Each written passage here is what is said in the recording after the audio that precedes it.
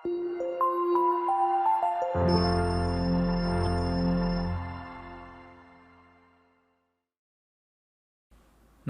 ಸ್ನೇಹಿತರೆ, ಅಮೋಘ ವರ್ಷ ಕೋಚಿಂಗ್ ಸೆಂಟರ್ ಯೂಟ್ಯೂಬ್ ಚಾನಲ್ಗೆ ನಿಮಗೆಲ್ಲ ಸ್ವಾಗತ. ಇವತ್ತಿನ ಪ್ರಮುಖವಾದಂತಹ ಕರೆಂಟ್ ಅಫೇರ್ಸ್ ಟಾಪಿಕ್ಗಳನ್ನು ಡಿಸ್ಕಸ್ ಮಾಡೋಣ. ಕಳೆದ ಸೆಷನ್ನಲ್ಲಿ ಕೇಳಲಾದಂತಹ ಪ್ರಶ್ನೆಯ ಸರಿಯಾದ ಉತ್ತರವನ್ನು ಮೊದಲು ತಿಳಿದುಕೊಳ್ಳೋಣ. ಟ್ರಾನ್ಸ್ ಫ್ಯಾಟ್ ಕುರಿತಾದಂತಹ ಈ ಕೆಳಗಿನ ಹೇಳಿಕೆಗಳಲ್ಲಿ ಯಾವುದು ಸರಿಯಾಗಿದೆ ಅಂತ ಪ್ರಶ್ನೆಯನ್ನು ಕೇಳಲಾಗಿತ್ತು. ಸೊ ಆಪ್ಷನ್ಗಳಲ್ಲಿ ಸರಿಯಾದ ಉತ್ತರ ಏನು ಅಂತಂದರೆ ಮೇಲಿನ ಯಾವುದೂ ಅಲ್ಲ ಅನ್ನುವುದಾಗಿದೆ. ಸೊ ಅಂದರೆ ಈ ಮೇಲಿನ ಎಲ್ಲ ಸ್ಟೇಟ್ಮೆಂಟ್ಗಳು ಕೂಡ ಟ್ರಾನ್ಸ್ ಫ್ಯಾಟ್ಗೆ ಕುರಿತಾದಂತಹ ರಾಂಗ್ ಆದಂತಹ ಸ್ಟೇಟ್ಮೆಂಟ್ಗಳಾಗಿವೆ, ತಪ್ಪಾದಂತಹ ಹೇಳಿಕೆಗಳಾಗಿವೆ ಅಂತ ಆನ್ಸರ್ ಆಗಿದೆ. So option 4 is right answer. ಯಾವ ರೀತಿ ಈ ಟ್ರಾನ್ಸ್ ಫ್ಯಾಟ್ ಕುರಿತಾದಂತಹ ಹೇಳಿಕೆಗಳು ತಪ್ಪಾಗಿವೆ ಅಂತ ತಿಳಿದುಕೊಳ್ಳೋಣ. ಮೊದಲನೇ ಸ್ಟೇಟ್ಮೆಂಟ್ ಹೇಳುವ ಪ್ರಕಾರ ಈ ಟ್ರಾನ್ಸ್ ಫ್ಯಾಟ್ ಸಸ್ಯಜನ್ಯ ಎಣ್ಣೆಯಿಂದ ಉತ್ಪಾದನೆಯಾಗುವಂತಹ ಒಂದು ಆರೋಗ್ಯಕರವಾದಂತಹ ಅಂಶವಾಗಿದೆ ಅಂತ ಇದೆ. ಸೊ ಆದರೆ ಈ ಸ್ಟೇಟ್ಮೆಂಟ್ ರಾಂಗ್ ಆಗುತ್ತೆ. ಯಾಕಂತಂದರೆ ಈ ಟ್ರಾನ್ಸ್ ಫ್ಯಾಟ್ ಸಸ್ಯಜನ್ಯ ಎಣ್ಣೆಯಿಂದ ಉತ್ಪಾದನೆ ಆದರೂ ಕೂಡ ಇದು ಸಾಕಷ್ಟು ಅನಾರೋಗ್ಯಕರವಾದಂತಹ ಅಥವಾ ಆರೋಗ್ಯಕರ ಅಲ್ಲದಂತಹ ಒಂದು ಅಂಶವಾಗಿ ಗುರುತಿಸಿಕೊಳ್ಳುತ್ತದೆ. ಸೊ ಆಪ್ಷನ್ 1 ಸ್ಟೇಟ್ಮೆಂಟ್ 1 ರಾಂಗ್ ಆಗುತ್ತೆ. ಅದೇ ರೀತಿಯಾಗಿ ಎರಡನೇ ಸ್ಟೇಟ್ಮೆಂಟ್ ನೋಡುವ ಪ್ರಕಾರ ಈ ಭಾಗಶಃ ಹೈಡ್ರೋಜನೀಕರಿಸಿದಂತಹ ತೈಲ, ಪಾರ್ಷಿಯಲಿ ಹೈಡ್ರೋಜನೇಟೆಡ್ ಆಯಿಲ್ ಅಂತ ಏನು ಕರಿತೇವೆ, ಈ ಟ್ರಾನ್ಸ್ ಫ್ಯಾಟ್ ಅಂದರೆ ಮುಖ್ಯವಾಗಿ ಸಸ್ಯಜನ್ಯ ಎಣ್ಣೆಯಲ್ಲಿ ಈ ಹೈಡ್ರೋಜನನ್ನು ಸೇರಿಸುವುದರೊಂದಿಗೆ ಈ ಒಂದು ಭಾಗಶಃ ಹೈಡ್ರೋಜನೀಕರಿಸಿದ ತೈಲ ಉತ್ಪಾದನೆಯಾಗುತ್ತದೆ. ಸೊ ಈ ಒಂದು ತೈಲದಲ್ಲಿ, ಸಸ್ಯಜನ್ಯ ತೈಲದಲ್ಲಿ ಈ ಒಂದು ಆಹಾರದ ಶೆಲ್ಫ್ ಲೈಫನ್ನು ಅಥವಾ ಆ ಒಂದು ಕೆಡುವಂತಹ ಆಹಾರ ಕೆಟ್ಟು ಹೋಗುವಂತಹ ಒಂದು ಅವಧಿಯನ್ನು ಹೆಚ್ಚು ಮಾಡುವಂತಹ ಒಂದು ಕಾರಣಕ್ಕಾಗಿ ಈ ಪಾರ್ಷಿಯಲಿ ಹೈಡ್ರೋಜನೇಟೆಡ್ ತೈಲವನ್ನು ಉಪಯೋಗಿಸಲಾಗುತ್ತದೆ. ಸೊ ಹೀಗಾಗಿ ಇದು ಆರೋಗ್ಯಕರವಾದಂತಹ ಒಂದು ಅಂಶ ಆಗಿರುವುದಿಲ್ಲ ಟ್ರಾನ್ಸ್ ಫ್ಯಾಟ್. ಸೊ ನೆನ್ಪಿಟ್ಕೊಳ್ಳಿ. ಸೊ ಮೂರನೇ ಸ್ಟೇಟ್ಮೆಂಟ್ ಏನು ಅಂತಂದರೆ ಈ food standards and safety authority of India ಈ ಒಂದು ಸಂಸ್ಥೆಯಿಂದ 2022ರಲ್ಲಿ ಎಲ್ಲ ರೀತಿಯ ಟ್ರಾನ್ಸ್ ಫ್ಯಾಟ್ ಹೊಂದಿದಂತಹ ಆಹಾರ ಉತ್ಪನ್ನಗಳನ್ನು ನಿಷೇಧಿಸಲಾಗಿದೆ ಅನ್ನುವಂಥ ಸ್ಟೇಟ್ಮೆಂಟ್ ಕೂಡ ರಾಂಗ್ ಆಗುತ್ತೆ. ಸೊ ಯಾಕಂತಂದರೆ ಈ ರೀತಿಯಾದಂತಹ ಯಾವುದೇ ಕ್ರಮಗಳನ್ನು ಈ FSSAI ಅನ್ನುವ ಸಂಸ್ಥೆಯಿಂದ ತೆಗೆದುಕೊಳ್ಳದೆ ಹೋದರೂ ಕೂಡ ಈ ಟ್ರಾನ್ಸ್ ಫ್ಯಾಟ್ ನಿಯಂತ್ರಣ ಮಾಡುವಂತಹ ಉದ್ದೇಶದಿಂದ ಈ ಪ್ಯಾಕೇಜ್ ಮಾಡಲಾದಂತಹ ಎಲ್ಲ ಉತ್ಪನ್ನಗಳ ಮೇಲೂ ಕೂಡ ಅವುಗಳ ಒಂದು ಪ್ಯಾಕೇಜ್ಗಳ ಮೇಲೆ ಅಥವಾ ಒಂದು ಕವರ್ಗಳ ಮೇಲೆ ಕಂಪಲ್ಸರಿಯಾಗಿ ಅದರ ಮೇಲಿನ ಒಂದು ಟ್ರಾನ್ಸ್ ಫ್ಯಾಟ್ ಕಂಟೆಂಟನ್ನು ಎಷ್ಟಿದೆ ಅಂತ ಮೆನ್ಷನ್ ಮಾಡುವುದನ್ನು ಕಂಪಲ್ಸರಿ ಮಾಡಿದೆ. ಅದೇ ರೀತಿಯಾಗಿ ಕೆಲವೊಂದಿಷ್ಟು ಉತ್ಪನ್ನಗಳಿಗೆ ಆ ಟ್ರಾನ್ಸ್ ಫ್ಯಾಟನ್ನು ಹೊಂದಿಲ್ಲದೇ ಇರುವಂತಹ ಉತ್ಪನ್ನಗಳಿಗೆ ಟ್ರಾನ್ಸ್ ಫ್ಯಾಟ್ ಫ್ರೀ ಲೋಗೋವನ್ನು ಅಳವಡಿಸುವಂತೆ ಈ ಒಂದು FSSAI ಅನ್ನುವ ಸಂಸ್ಥೆಯಿಂದ ಸೂಚಿಸಲಾಗಿದೆ. ಸೊ ಹೀಗಾಗಿ ಈ ಮೇಲಿನ 3 ಸ್ಟೇಟ್ಮೆಂಟ್ಗಳು ರಾಂಗ್ ಆಗಿರುವುದರಿಂದ ಈ 4ನೇ ಸ್ಟೇಟ್ಮೆಂಟ್ ಮೇಲಿನ ಯಾವುದೂ ಅಲ್ಲ ಅನ್ನುವ ಸ್ಟೇಟ್ಮೆಂಟ್ ಕರೆಕ್ಟ್ ಆಗಿರುತ್ತದೆ. ಸೊ ಸ್ಟೇಟ್ಮೆಂಟ್ಗಳನ್ನು ಕರೆಕ್ಟಾಗಿ ಅಬ್ಸರ್ವ್ ಮಾಡ್ತಾ ಇರಿ. ಆನ್ಸರ್ಗಳನ್ನು ಕಮೆಂಟ್ ಮಾಡೋದಕ್ಕಿಂತ ಮುಂಚೆ ಕರೆಕ್ಟಾಗಿ ಕ್ವಶನ್ ಮತ್ತು ಸ್ಟೇಟ್ಮೆಂಟ್ಗಳನ್ನು ಅಂಡರ್ಸ್ಟ್ಯಾಂಡ್ ಮಾಡಿಕೊಂಡು ಕಮೆಂಟ್ ಬಾಕ್ಸ್ನಲ್ಲಿ ಕಮೆಂಟ್ ಮಾಡಿ. ಆನ್ಸರ್ ಮಾಡಿದಂತಹ ಎಲ್ಲ ಸ್ಟೂಡೆಂಟ್ಸ್ಗಳಿಗೂ ಕಾಂಗ್ರ್ಯಾಚುಲೇಷನ್ಸ್. ಇದೇ ರೀತಿ ಡಿಸ್ಕಷನ್ನಲ್ಲಿ ಭಾಗವಹಿಸ್ತಾ ಇರಿ. ನಿಮ್ಮ ಆನ್ಸರ್ಗಳನ್ನು ಕರೆಕ್ಟ್ ಇರಲಿ ತಪ್ಪಿರಲಿ ಆನ್ಸರ್ ಮಾಡೋದಕ್ಕೆ ಪ್ರಯತ್ನ ಮಾಡ್ತಾ ಇರಿ ಅಂತ ಹೇಳ್ತಾ ಇವತ್ತಿನ ಪ್ರಶ್ನೆ ಏನು ಅಂತ ನೋಡೋಣ. ಇತ್ತೀಚೆಗೆ ಸುದ್ದಿಯಲ್ಲಿದ್ದಂತಹ ನ್ಯೂಸ್ನಲ್ಲಿ ನೀವೆಲ್ಲ ಓದಿರಬಹುದು, H1B ಮತ್ತು L1 ಅನ್ನುವ ಈ ವೀಸಾ ಈ ಕೆಳಗಿನ ಯಾವ ದೇಶಕ್ಕೆ ಸಂಬಂಧಪಟ್ಟಿದೆ ಅಂತ ಪ್ರಶ್ನೆ ಇದೆ. Option 1 Germany, option 2 Canada, option 3 USA ಅಥವಾ ಆಪ್ಷನ್ 4 ಯುಕ್ರೇನ್ ಅಂತ ಇದೆ. ನಿಮ್ಮ ಉತ್ತರಗಳನ್ನು ಕಮೆಂಟ್ ಬಾಕ್ಸ್ನಲ್ಲಿ ಕಮೆಂಟ್ ಮಾಡಿ. H1B ಮತ್ತು L1 ವೀಸಾ ಯಾವ ದೇಶಕ್ಕೆ ಸಂಬಂಧಪಟ್ಟಂತಹ ವೀಸಾಗಳಾಗಿವೆ ಅಂತ ಮುಂದಿನ ಸೆಷನ್ನಲ್ಲಿ ಕರೆಕ್ಟ್ ಆದಂಥ ಆನ್ಸರನ್ನು ತಿಳಿದುಕೊಳ್ಳೋಣ. ಇನ್ನು ಇವತ್ತಿನ ಆರ್ಟಿಕಲ್ಗೆ ಸಂಬಂಧಪಟ್ಟಂತಹ ಮೊದಲ ಪ್ರಶ್ನೆ ಏನು ಅಂತ ನೋಡೋದಾದರೆ, ಈ ರಕ್ತ ಹೆಪ್ಪುಗಟ್ಟುವಂತಹ ಪ್ರೋಟೀನ್ಗಳ ಒಂದು ಸಂಶ್ಲೇಷಣೆಗೆ ಈ ಕೆಳಗಿನ ಯಾವ ವಿಟಮಿನ್ನ ಅಗತ್ಯವಿದೆ ಅಂತ ಪ್ರಶ್ನೆ ಇದೆ. ಯಾವ ವಿಟಮಿನ್ ಅಂತ ಹೇಳಬೇಕಾಗಿದೆ. Option 1 vitamin B, option 2 vitamin E, option 3 vitamin K ಅಥವಾ ಆಪ್ಷನ್ 4 ವಿಟಮಿನ್ ಸಿ ಅಂತ ಇದೆ. ಸೊ ಸರಿಯಾದ ಉತ್ತರ ಆಪ್ಷನ್ 3 ವಿಟಮಿನ್ ಕೆ. ಇದು ಮುಖ್ಯವಾಗಿ ರಕ್ತ ಹೆಪ್ಪುಗಟ್ಟುವಂತಹ ಪ್ರೋಟೀನ್ಗಳ ಸಂಶ್ಲೇಷಣೆ ಮಾಡುವಂತಹ ಒಂದು ವಿಟಮಿನ್ ಆಗಿದೆ. Option 3 vitamin K is right answer. ಕಾಂಟೆಕ್ಸ್ಟನ್ನು ಮೊದಲಿಗೆ ಅರ್ಥ ಮಾಡ್ಕೊಳ್ಳೋದಾದರೆ, ಇತ್ತೀಚೆಗೆ ಕೆನಡಾದ ಸಂಶೋಧಕರಿಂದ ಈ ವಿಟಮಿನ್ ಕೆ ಯಾವ ರೀತಿಯಾಗಿ ಮಧುಮೇಹವನ್ನು ಹೊಂದಿದಂತಹ ರೋಗಿಗಳಿಗೆ ಈ ಮಧುಮೇಹವನ್ನು ಅಥವಾ ಡಯಾಬಿಟೀಸನ್ನು ತಡೆಯುವಂತಹ ನಿಟ್ಟಿನಲ್ಲಿ ಸಹಾಯ ಮಾಡುತ್ತದೆ ಅಂತ ಒಂದು ಸಂಶೋಧನೆಯನ್ನು ಮಾಡಲಾಗಿದೆ. ಸೊ ಹೀಗಾಗಿ ಈ ವಿಟಮಿನ್ ಕೆ ನ್ಯೂಸ್ನಲ್ಲಿರೋದರಿಂದ ಈ ಸ್ಟ್ಯಾಟಿಕ್ ಪಾರ್ಟ್ಗೆ ಸಂಬಂಧಪಟ್ಟಂತಹ, ಅಂದರೆ ನೀವು ಸಾಮಾನ್ಯ ವಿಜ್ಞಾನದಲ್ಲಿ ಕಲಿತಂತಹ, ಬಯೋಲಾಜಿಯಲ್ಲಿ ಕಲಿತಂತಹ ಈ ಒಂದು ವಿಟಮಿನ್ ಕೆ ಕುರಿತಾದಂತಹ ಕೆಲವೊಂದಿಷ್ಟು ಪ್ರಮುಖ ಮಾಹಿತಿಗಳನ್ನು ನಾವು examination point of view important ಮಾಹಿತಿಗಳನ್ನು ಡಿಸ್ಕಸ್ ಮಾಡೋಣ. ಮುಖ್ಯವಾಗಿ ಮಾನವನ ದೇಹದಲ್ಲಿ ರಕ್ತ ಹೆಪ್ಪುಗಟ್ಟುವಿಕೆ, ಮೂಳೆಯ ಬೆಳವಣಿಗೆ, ಹೃದಯದ ಆರೋಗ್ಯದಲ್ಲಿ ನಿರ್ಣಾಯಕ ಪಾತ್ರವನ್ನು ವಹಿಸುವಂತಹ ಈ ಪ್ರೊಂಥ್ರೋಬಿನ್ ಅನ್ನುವ ಒಂದು ಅಂಶವನ್ನು, ಪ್ರೋಟೀನಿನ ಅಂಶವನ್ನು ಉತ್ಪಾದನೆ ಮಾಡುವುದಕ್ಕೆ ಈ ವಿಟಮಿನ್ ಕೆ ಮಾನವನ ದೇಹಕ್ಕೆ ಅಗತ್ಯವಾದಂತಹ ಒಂದು ವಿಟಮಿನ್ ಆಗಿದೆ. ಸೊ ಹೀಗಾಗಿ ಈ ಒಂದು ವಿಟಮಿನ್ ಕೆ ಕೊರತೆ ಇರುವಂತಹ ವ್ಯಕ್ತಿಗಳಲ್ಲಿ ಸಾಮಾನ್ಯವಾಗಿ ಈ ರಕ್ತ ಹೆಪ್ಪುಗಟ್ಟುವಿಕೆಯ ಕೊರತೆ ಮತ್ತು ಮೂಳೆಗಳ ಒಂದು ದುರ್ಬಲತೆ ಮತ್ತು ಹೃದಯದ ಕೆಲವೊಂದಿಷ್ಟು ಸಮಸ್ಯೆಗಳನ್ನು ಮಾನವನು ಅಥವಾ ಆ ಒಂದು ವ್ಯಕ್ತಿ ಎದುರಿಸಬೇಕಾಗುತ್ತದೆ. ಸೊ ಹೀಗಾಗಿ ವಿಟಮಿನ್ ಕೆ ಕುರಿತಾದಂತಹ ಇನ್ನಷ್ಟು ಮಾಹಿತಿಗಳನ್ನು ತಿಳ್ಕೊಳ್ಳೋದಾದರೆ, ನಮ್ಮ ಮಾನವನ ಅಥವಾ ಜೀವಿಗಳ ಜೀವಕೋಶದಲ್ಲಿನ ಮೈಟೋಕಾಂಡ್ರಿಯಾ ಅಂತ ನೀವು ಓದಿರ್ತೀರಿ ಸ್ಕೂಲ್ಗಳಲ್ಲಿ ಅಥವಾ ಕಾಲೇಜ್ಗಳಲ್ಲಿ. ಸೊ ಈ ಮೈಟೋಕಾಂಡ್ರಿಯಾವನ್ನು ಶಕ್ತಿ ಕೇಂದ್ರ ಅಂತ ಕೂಡ ಕರೆಯಲಾಗುತ್ತದೆ. ಜೀವಕೋಶದಲ್ಲಿರುವಂತಹ ಈ ಮೈಟೋಕಾಂಡ್ರಿಯಾಗಳನ್ನು ಏನಂತ ಕರೀತಾರೆ ಅಂದರೆ ಶಕ್ತಿ ಕೇಂದ್ರಗಳು ಅಂತ ಕರೆಯಲಾಗುತ್ತದೆ. ಸೊ ಈ ಮೈಟೋಕಾಂಡ್ರಿಯಾದಲ್ಲಿ ಶಕ್ತಿಯ ಉತ್ಪಾದನೆಗೆ ಸಹಕಾರಿ ಮಾಡುವಂತಹ ವಿಟಮಿನ್ ಕೂಡ ಈ ವಿಟಮಿನ್ ಕೆ ಆಗಿ ಗುರುತಿಸಿಕೊಳ್ಳುತ್ತದೆ. ಈ ವಿಟಮಿನ್ ಕೆ ಅನ್ನು ಫಿಲೋಕ್ವಿನೋನ್ ಅನ್ನುವ ಇನ್ನೊಂದು ಹೆಸರಿನಿಂದ ಕೂಡ ಕರೆಯಲಾಗುತ್ತೆ. ನೆನ್ಪಿಟ್ಕೊಳ್ಳಿ, ಫಿಲೋಕ್ವಿನೋನ್ ಅನ್ನುವ ಇನ್ನೊಂದು ಹೆಸರಿನಿಂದ ವಿಟಮಿನ್ ಕೆ ಅನ್ನು ಗುರುತಿಸಲಾಗುತ್ತದೆ. ಇದು ನೀರಿನಲ್ಲಿ ಕರಗದೇ ಇರುವಂತಹ ವಿಟಮಿನ್ ಆಗಿದ್ದು ಕೊಬ್ಬಿನಲ್ಲಿ ಕರಗುವಂತಹ ವಿಟಮಿನ್ ಆಗಿ ಈ ಒಂದು ವಿಟಮಿನ್ ಕೆ ಗುರುತಿಸಿಕೊಳ್ಳುತ್ತದೆ. ಸಾಮಾನ್ಯವಾಗಿ ಮಾನವನ ದೇಹದ ಯಕೃತ್ತು, ಮೆದುಳು, ಹೃದಯ, ಮೇದೋಜೀರಕ ಗ್ರಂಥಿ, ಮೂಳೆ ಸೇರಿದಂತೆ ಸಾಕಷ್ಟು ಇತರ ಭಾಗಗಳಲ್ಲೂ ಕೂಡ ಈ ಒಂದು ವಿಟಮಿನ್ ಕೆ ಅನ್ನು ಗುರುತಿಸಬಹುದಾಗಿದೆ. ಸಾಕಷ್ಟು ವಿಟಮಿನ್ ಕೆ ಅನ್ನು ಜನರು ತಮ್ಮ ದಿನನಿತ್ಯದ ಆಹಾರದಲ್ಲಿ ಸೇವಿಸುವುದು ಸಾಮಾನ್ಯವಾಗಿದ್ದು, ಮುಖ್ಯವಾಗಿ ನಾವು ಸೇವಿಸುವಂತಹ ಪಾಲಕ್ ಆಗಿರ್ಬೋದು, ಪಾರ್ಸ್ಲಿ ಆಗಿರ್ಬೋದು, ಕೋಸುಗಡ್ಡೆ, ಎಲೆಕೋಸು, ಕೇಲ್, ಬ್ರಸೆಲ್ ಮೊಗ್ಗುಗಳು, ಗಾಢ ಹಸಿರು ಎಲೆಗಳನ್ನು ಹೊಂದಿದಂತಹ ಆಹಾರ ಪದಾರ್ಥಗಳಲ್ಲಿ, ತರಕಾರಿಗಳಲ್ಲಿ ಈ ವಿಟಮಿನ್ ಕೆ ಸಮೃದ್ಧವಾಗಿ ಇರುತ್ತದೆ. ಅಷ್ಟೇ ಅಲ್ಲದೆ ಈ ಅವಕಾಡೋ ಅನ್ನುವ ಹಣ್ಣು, ಕಿವಿ ಹಣ್ಣು, ಸಸ್ಯಜನ್ಯ ಎಣ್ಣೆಗಳು ಮತ್ತು ಹುದುಗಿಸಿದ ಆಹಾರಗಳು ಅಥವಾ ಫರ್ಮೆಂಟೇಷನ್ ಆದಂತಹ ಫುಡ್ಸ್ ಅಂತ ಏನು ಕರಿತೇವೆ, ಫರ್ಮೆಂಟೆಡ್ ಫುಡ್ ಅಂತ. ಸೊ ಸಾಮಾನ್ಯವಾಗಿ ಮೊಸರಾಗಿರ್ಬೋದು, ಮಜ್ಜಿಗೆ ಆಗಿರ್ಬೋದು, ಮತ್ತು ಈ ನಾವು ಟಿಫಿನ್ ಮಾಡುವಂತಹ ದೋಸೆ ಮತ್ತು ಇಡ್ಲಿ, ಈ ರೀತಿಯಾದಂತಹ ಆಹಾರ ಪದಾರ್ಥಗಳಲ್ಲೂ ಕೂಡ ವಿಟಮಿನ್ ಕೆ ಸಾಕಷ್ಟು ಹೆಚ್ಚಿನ ರೂಪದಲ್ಲಿ ಇರುತ್ತದೆ. ಅಷ್ಟೇ ಅಲ್ಲದೆ ಚೀಸ್ಗಳಲ್ಲೂ ಕೂಡ ಉತ್ತಮ ವ್ಯಾಲ್ಯೂವನ್ನು ಹೊಂದಿದಂತಹ ಈ ವಿಟಮಿನ್ ಕೆ ಹೊಂದಿರುತ್ತದೆ.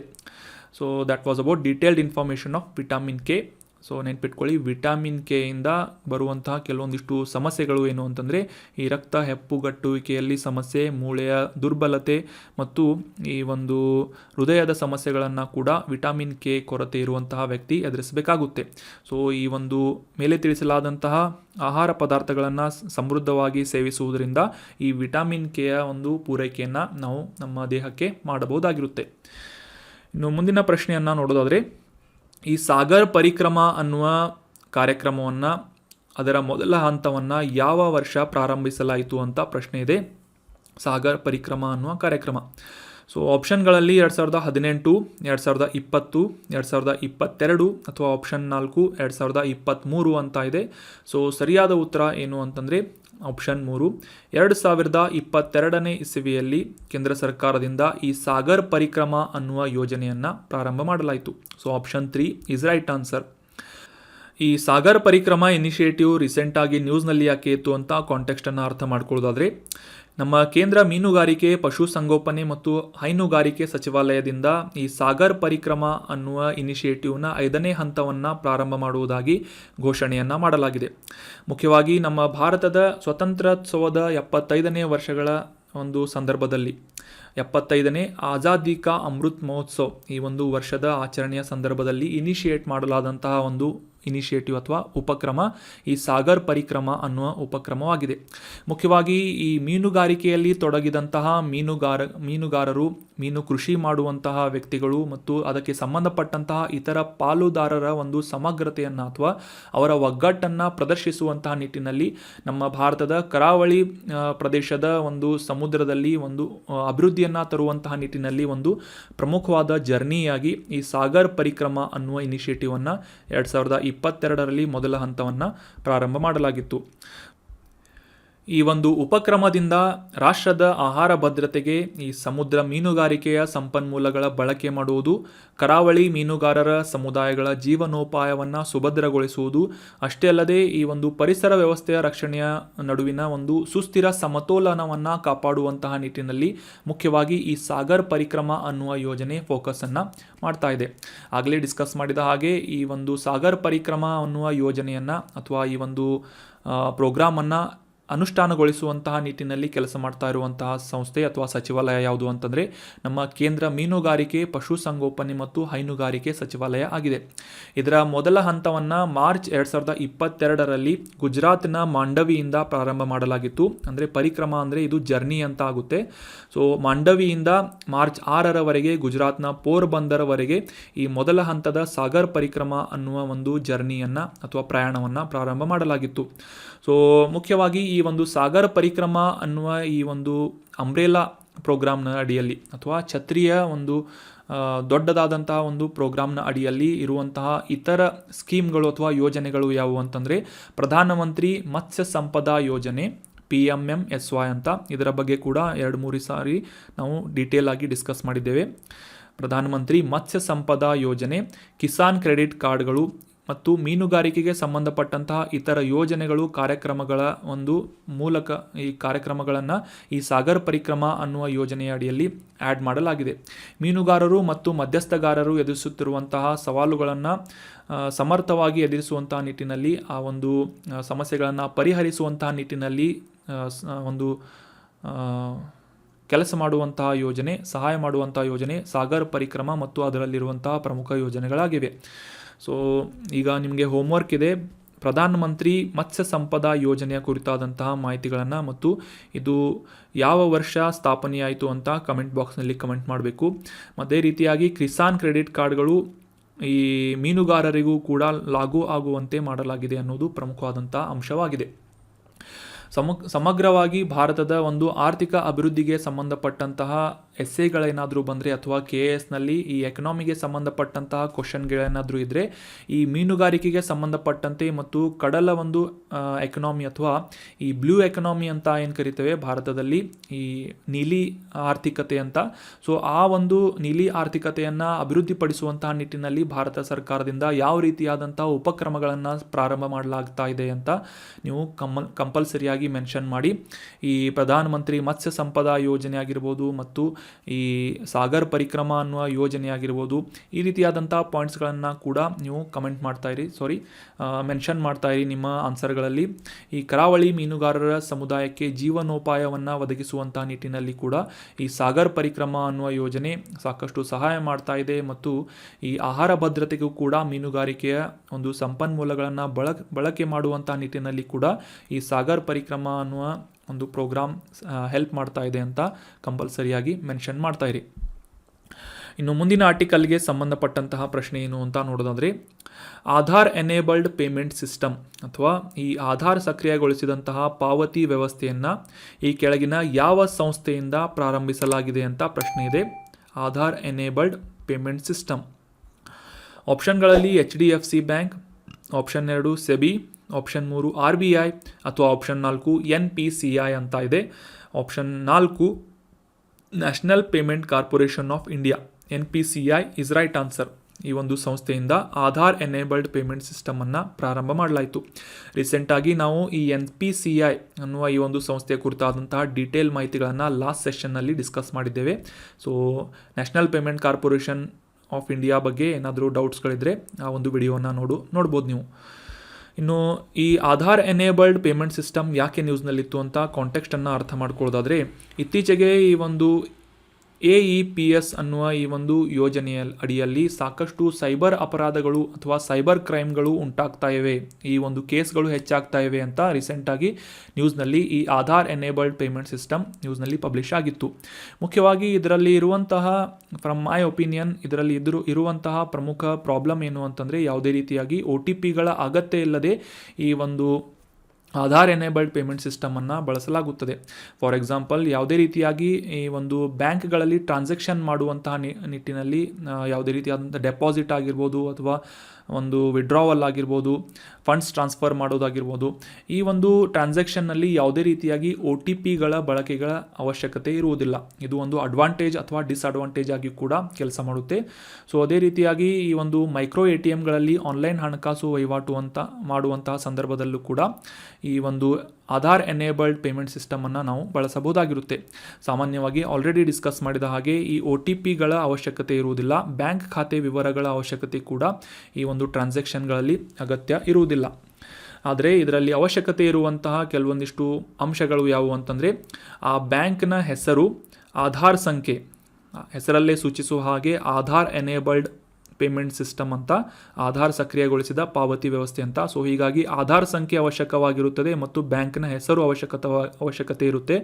ಅದೇ ರೀತಿಯಾಗಿ ಬಯೋಮೆಟ್ರಿ ಅಥವಾ ಫಿಂಗರ್ ಪ್ರಿಂಟ್ನ ಅವಶ್ಯಕತೆ ಇರುತ್ತದೆ. ಇದರಲ್ಲಿ ಯಾವುದೇ ರೀತಿಯಾಗಿ OTP ಅವಶ್ಯಕತೆ ಈ ಒಂದು ಟ್ರಾನ್ಸಾಕ್ಷನ್ನಲ್ಲಿ ಇರುವುದಿಲ್ಲ. ಈ ರೀತಿಯಾದಂತಹ ಸಿಸ್ಟಮನ್ನು ನಮ್ಮ ನ್ಯಾಷನಲ್ ಪೇಮೆಂಟ್ಸ್ ಕಾರ್ಪೊರೇಷನ್ ಆಫ್ ಇಂಡಿಯಾದಿಂದ ಡೆವಲಪ್ ಮಾಡಲಾಗಿದೆ. ಸೊ ಆಗಲೇ ಡಿಸ್ಕಸ್ ಮಾಡಿದ ಹಾಗೆ ಬ್ಯಾಂಕ್ಗಳಲ್ಲಿ ಮಾಡುವಂತಹ ಟ್ರಾನ್ಸಾಕ್ಷನ್ಗಳಾದಂತಹ ಈ ಖಾತೆಯ ಆಕ್ಸೆಸ್ಸನ್ನು ಪಡೆದುಕೊಳ್ಳುವುದಾಗಿರ್ಬೋದು, ನಗದು ಠೇವಣಿ ಆಗಿರ್ಬೋದು, ಬ್ಯಾಂಕ್ನಲ್ಲಿ ಹಣವನ್ನು ವಿಡ್ರಾ ಮಾಡಿಕೊಳ್ಳಬಹುದಾಗಿರ್ಬೋದು, ಅಥವಾ ಈ ಒಂದು intra bank transaction, inter bank transaction ಆಗಿರ್ಬೋದು, ಮತ್ತು ಮಿನಿ ಸ್ಟೇಟ್ಮೆಂಟ್ಗಳನ್ನು ಪಡೆದುಕೊಳ್ಳುವುದು, ಮೂಲಭೂತ ಬ್ಯಾಂಕಿಂಗ್ ವಹಿವಾಟುಗಳನ್ನು ನಿರ್ವಹಿಸಲು ಈ ಆಧಾರ್ ಎನೇಬಲ್ಡ್ ಪೇಮೆಂಟ್ ಸಿಸ್ಟಮ್ ಸಾಕಷ್ಟು ಅನುಕೂಲವನ್ನು ಮಾಡಿಕೊಡ್ತಾ ಇದೆ.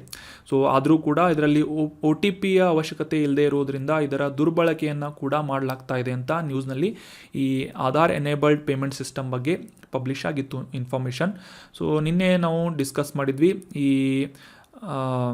ನ್ಯಾಷನಲ್ ಪೇಮೆಂಟ್ ಕಾರ್ಪೊರೇಷನ್ನಿಂದ ನೀಡಲಾಗುವಂತಹ ಇತರ ಸೇವೆಗಳು ಯಾವುವು ಅಂತ ಡಿಸ್ಕಸ್ ಮಾಡಿದ್ವಿ. UPI ಯೂನಿಫೈಡ್ ಪೇಮೆಂಟ್ ಇಂಟರ್ಫೇಸ್ ಆಗಿರ್ಬೋದು, IMPS ಆಗಿರ್ಬೋದು, ನಾಚ್ ಆಗಿರ್ಬೋದು, ಈಗ ಡಿಸ್ಕಸ್ ಮಾಡಿದಂತಹ ಆಧಾರ್ ಎನೇಬಲ್ಡ್ ಪೇಮೆಂಟ್ ಸಿಸ್ಟಮ್ ಆಗಿರ್ಬೋದು, NFS ಆಗಿರ್ಬೋದು, ರುಪೇ ಕಾರ್ಡ್ ಬಗ್ಗೆ ಕೂಡ ಡಿಸ್ಕಸ್ ಮಾಡಿದ್ವಿ. ಸೊ ಈ ರೀತಿಯಾದಂತಹ ಸಾಕಷ್ಟು ಮಾಹಿತಿಗಳನ್ನು ನಾವು ಲಾಸ್ಟ್ ಸೆಷನ್ನಲ್ಲಿ ಡಿಸ್ಕಸ್ ಮಾಡಿದ್ವಿ. ಅದರ ಒಂದು ಅಂಶವಾಗಿ ಈಗ ಆಧಾರ್ ಎನೇಬಲ್ಡ್ ಪೇಮೆಂಟ್ ಸಿಸ್ಟಮ್ ಬಗ್ಗೆ ಕೂಡ ಕ್ಲಿಯರ್ ಆಗಿ ಅಂಡರ್ಸ್ಟ್ಯಾಂಡ್ ಮಾಡ್ಕೊಂಡ್ವಿ. ಇನ್ನು ಮುಂದಿನ ಆರ್ಟಿಕಲ್ಗೆ ಸಂಬಂಧಪಟ್ಟಂತಹ ಪ್ರಶ್ನೆ ಏನು ಅಂತ ನೋಡೋದಾದರೆ, ಭಾರತದಲ್ಲಿ ಈ ಕೆಳಗಿನ ಯಾವ ರಾಜ್ಯದಲ್ಲಿ ಖಾಸಿ, ಗಾರೋ, ಜಯಂತಿಯ ಬುಡಕಟ್ಟುಗಳನ್ನು ಕಾಣಬಹುದಾಗಿದೆ ಅಂತ ಪ್ರಶ್ನೆ ಇದೆ.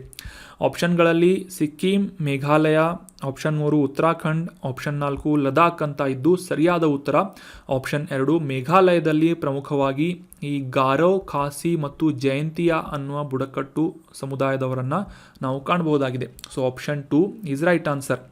ನೀವು ಜಾಗ್ರಫಿಯಲ್ಲಿ ಓದಿದರೆ ಈ ಖಾಸಿ, ಗಾರೋ, ಜಯಂತಿಯ ಅನ್ನುವ ಬೆಟ್ಟಗಳು ಕೂಡ ಮೇಘಾಲಯದಲ್ಲಿರುವುದರಿಂದ ಅದೇ ಒಂದು ಲಿಂಕನ್ನು ಬಳಸಿಕೊಂಡು ಈ ಬುಡಕಟ್ಟು ಜನಾಂಗಗಳು ವಾಸಿಸುವಂತಹ ಸ್ಥಳವನ್ನು ಕೂಡ ನಾವು ಇಂಡೈರೆಕ್ಟಾಗಿ ಗುರುತಿಸಬಹುದಾಗಿತ್ತು.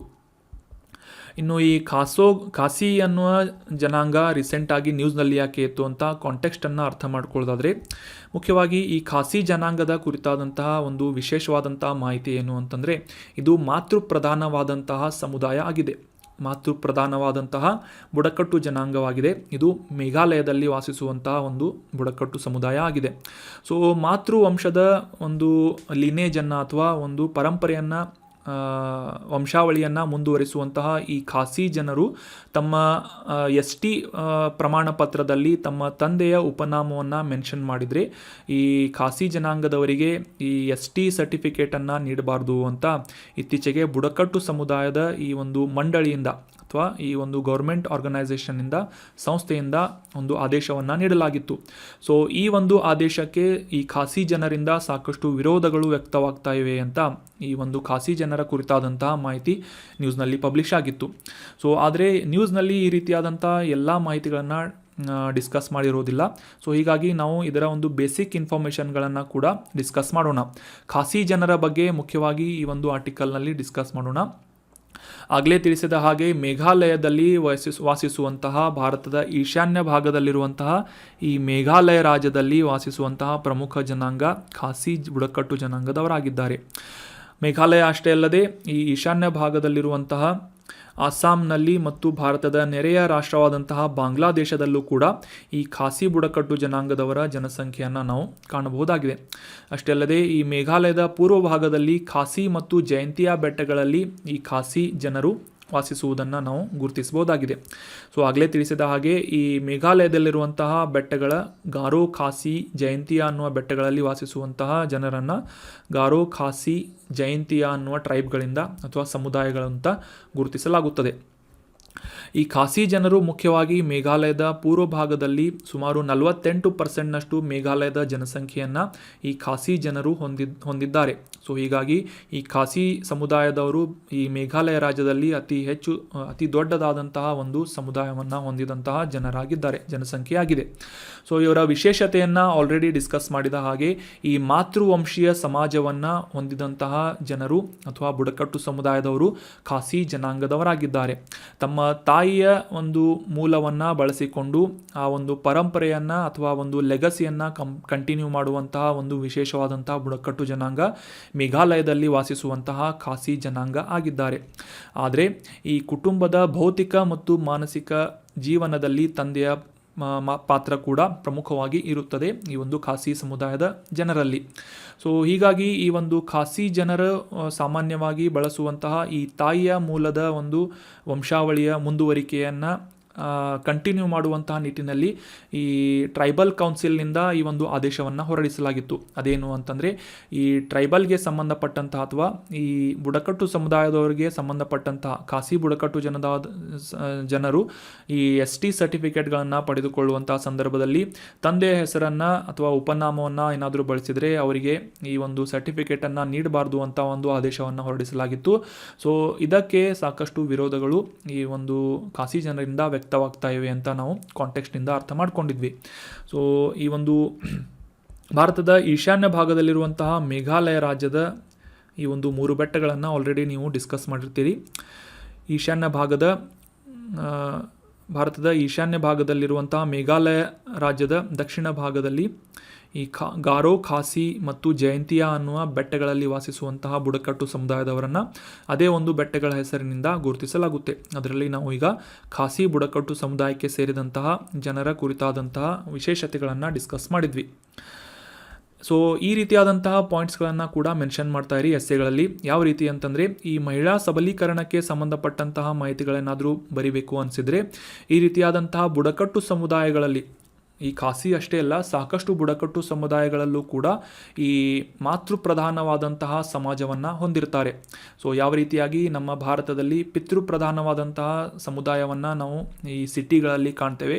ಸೊ ಅದಕ್ಕೆ ವಿರುದ್ಧವಾಗಿ ಮಾತೃಪ್ರಧಾನವಾದಂತಹ ಒಂದು ಸಮಾಜದ ವ್ಯವಸ್ಥೆಯನ್ನು ಈ ಬುಡಕಟ್ಟು ಸಮುದಾಯದವರು ಹೊಂದಿರುತ್ತಾರೆ. ಅದಕ್ಕೆ ಎಕ್ಸಾಂಪಲ್ ಆಗಿ ಈ ಖಾಸಿ ಸಮುದಾಯವನ್ನು, ಈ ಒಂದು ಬುಡಕಟ್ಟು ಸಮುದಾಯವನ್ನು ಎಕ್ಸಾಂಪಲ್ ಕೋಟ್ ಮಾಡುವುದರ ಮೂಲಕ ನೀವು ಈ ಮಹಿಳಾ ಸಬಲೀಕರಣದಲ್ಲಿ ಯಾವ ರೀತಿಯಾಗಿ ಮಾತೃಪ್ರಧಾನವಾದಂತಹ ಸಮಾಜ ಹೆಚ್ಚಿನ ಸ್ಥಿರತೆಯನ್ನು ಹೊಂದಿರುತ್ತದೆ ಅಂತ ನೀವು ಮೆನ್ಷನ್ ಮಾಡ್ಬೋದಾಗಿರುತ್ತೆ. ಸೊ ನೋಟ್ ಮಾಡಿ ಇಟ್ಕೊಳ್ಳಿ.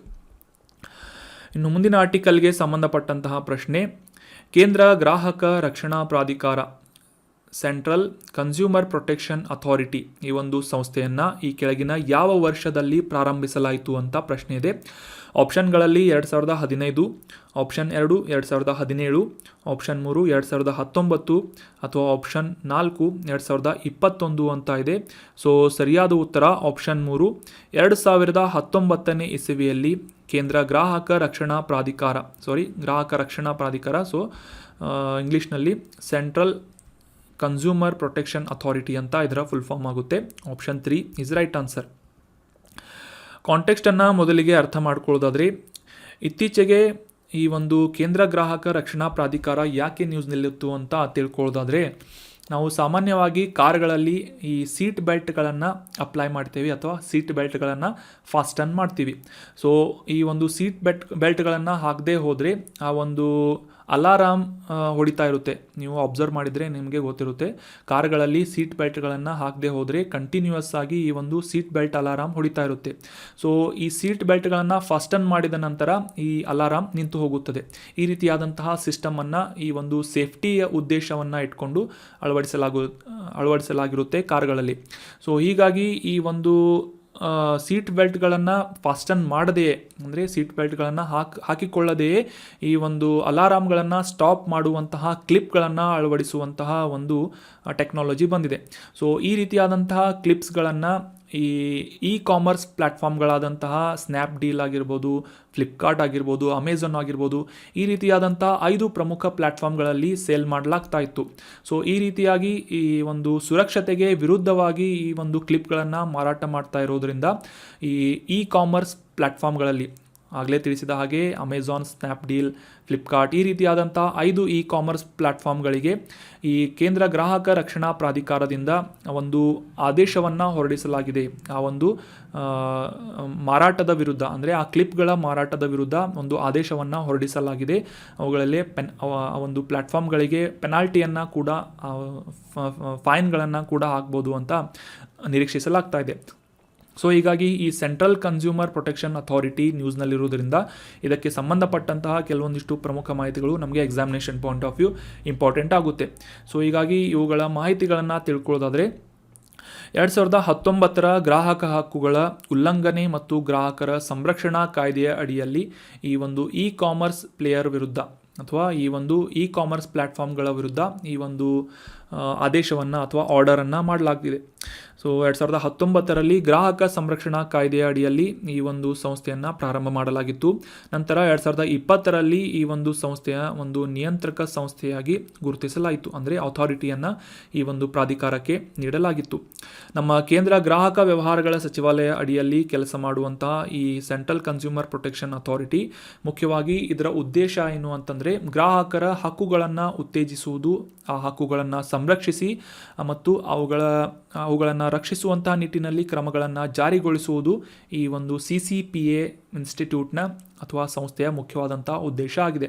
ಸೊ ಅದೇ ಒಂದು ನಿಟ್ಟಿನಲ್ಲಿ ಕೆಲಸ ಮಾಡ್ತಾ ಇರುವಂತಹ ಈ ಒಂದು ಸಂಸ್ಥೆ ಈಗ ಈ ಸೀಟ್ ಬೆಲ್ಟ್ ಅಲಾರಾಮ್ಗಳನ್ನು ಸ್ಟಾಪ್ ಮಾಡುವಂತಹ ಒಂದು ಕ್ಲಿಪ್ಗಳನ್ನು ಮಾರಾಟ ಮಾಡಿದ್ದಕ್ಕಾಗಿ ಈ ಆನ್ಲೈನ್ ಪ್ಲ್ಯಾಟ್ಫಾರ್ಮ್ಗಳಿಗೆ ಅಥವಾ ಈ ಒಂದು ಇ ಕಾಮರ್ಸ್ ಪ್ಲ್ಯಾಟ್ಫಾರ್ಮ್ ಅಂತ ಏನು ಕರಿತೇವೆ ಅವುಗಳ ಮೇಲೆ ಒಂದು ಆರ್ಡರನ್ನು, ಅವುಗಳ ವಿರುದ್ಧ ಆರ್ಡರನ್ನು, ಆದೇಶವನ್ನು ನೀಡಿದೆ ಅಂತ ನಾವು ಡಿಸ್ಕಸ್ ಮಾಡಿದ್ವಿ.